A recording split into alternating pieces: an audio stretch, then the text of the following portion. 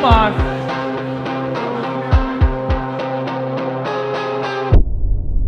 One week ago, I was not anticipating on competing at all. So the day before the competition, I woke up that morning and all I could think of was the comp that was on Sunday.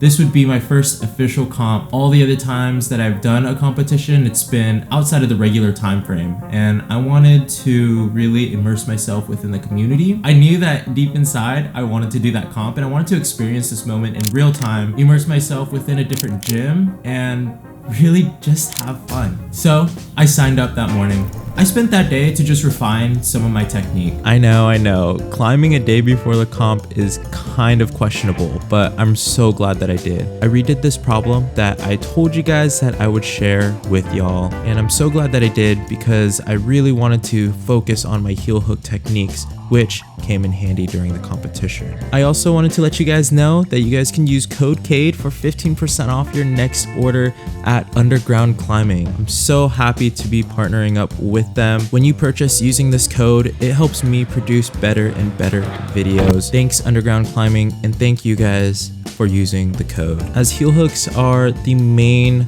purpose of this session, there was this other slopey orange. The heel had to be locked in. I found that I had to sit my hips up higher above my ankle. The higher, the better.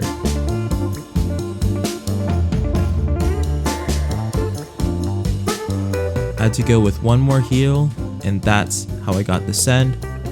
But let's get into what the format is. This is Uplift's Fall Cup. They released it into A, B, C, and I believe D categories. I put myself in the second category, in category B. The format of this is a red point competition. Basically, they set up 45 problems. 1 is the easiest, 45 being the hardest.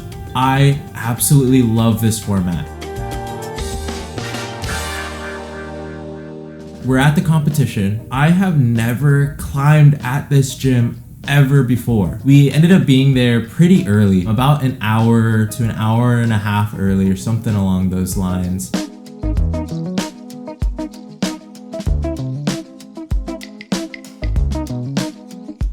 My strategy was 1, warm up on the wall. As I'm trying these climbs, I am feeling how the wall and how the terrain really speaks to my body and to me. How much can I actually smear on these walls? 2, as I'm climbing, what are the hold types? What type of holds am I actually grabbing on? Are they textured? Are they slopey? Are they like slippery as hell with no texture? Like, what are they like? So I was kind of thinking of these things as I warmed up on the wall at the beginning of the competition. And we're off. I made it a point to get on the wall pretty fast.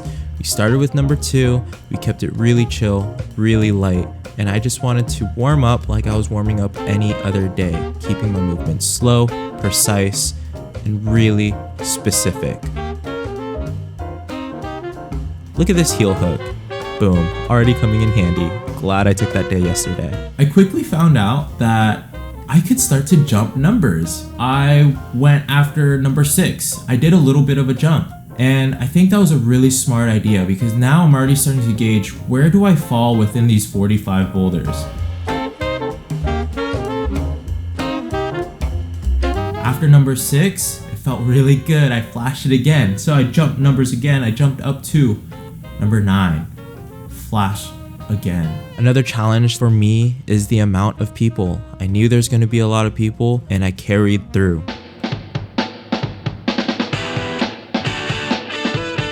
This roof climb was so sick. I had to pull with confidence and power. This is a type of climb that I knew that I could do. I just had to lock in. I'm still over adjusting quite a bit.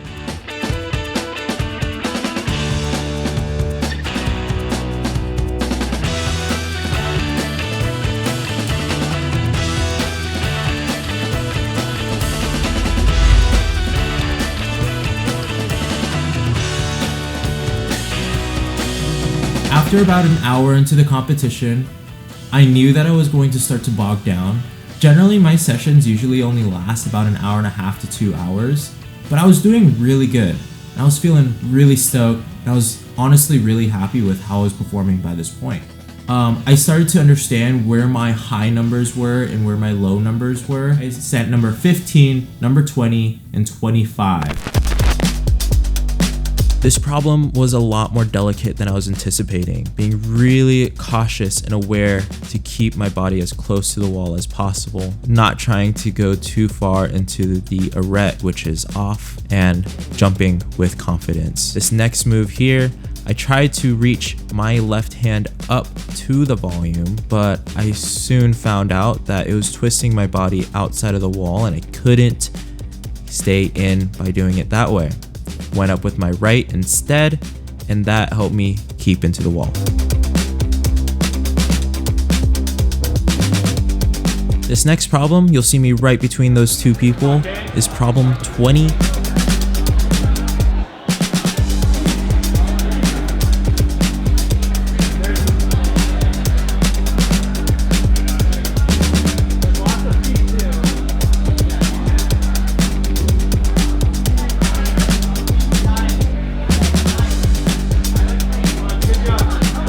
Caed, come on.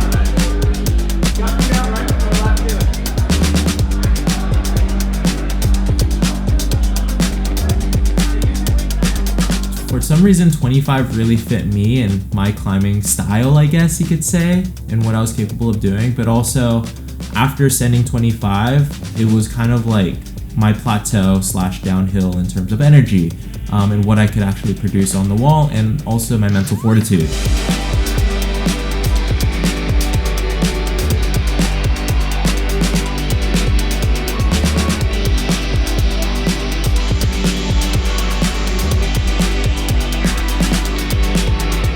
Have two fingers in that little slot, pulling, engaging with my shoulder, really pulling with my lats. Felt so good to get that move done.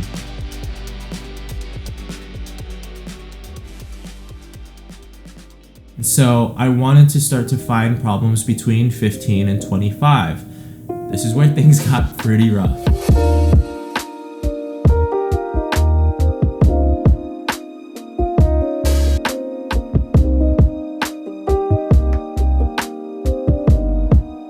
I found number 24, which was this really cool green problem. That posed to be more challenging than what I was expecting. Looking back at some of my attempts now, I think I needed to commit on my first beta, coming out to that pinch and just really squeezing hard. It was getting pretty hard finding a problem in between, and honestly, I was getting this, I want to call it like selection fatigue. There's so many problems that I was like, ooh, I know I can do this one, I know I can do this one, I know I can do this one. Climb, climb, climb. And that's where I saw myself flashing, which is a really big change from the last time I've done like my mock comp for Boulder Fest, where I thought I could do this, and like I just could not on-site them. It took me multiple attempts. This time, I'm on-siting them, but the ones that I could not do, I was not sending. And I think that goes to show that I got to work on my mental. There's something going on in my mental game that I need to work on.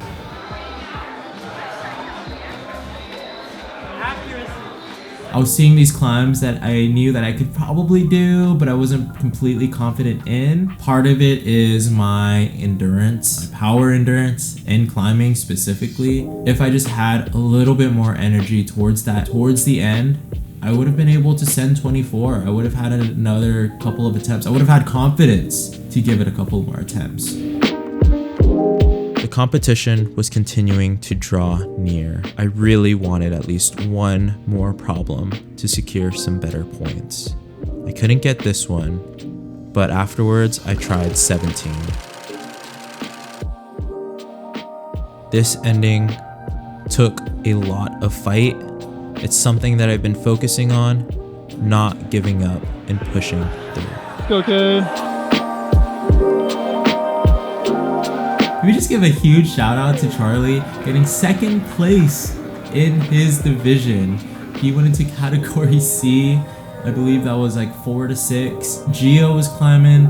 Gio actually sent number 24. My buddy John was climbing. He was just crushing. Every time I looked towards his direction, he was just sending something. At the end of the competition, as things began to wrap up, I felt like, man, I am so lucky. I am so privileged to be here and to experience this opportunity. And to top it off, it did end up being worth it. I ended up winning a bag. I got this bag from Side Quest Apparel. It's actually a local company. Dude, big shout out to them. Thank you to the Uplift staff. It is no small feat to host a competition. From setting to taking down holds to being able to staff the event as all of these people are rushing in to get checked in. Thank you guys for watching and tuning in. Whoa. Before I go, don't you guys want to know where I placed in my category? We got 4th place. Let's go, 4th place. Dude, next time I'm gonna be on that podium. If you guys haven't done so already and you guys like this content, hit that subscribe button. I'll see you guys next time. Probably be training. We'll see. All right, peace.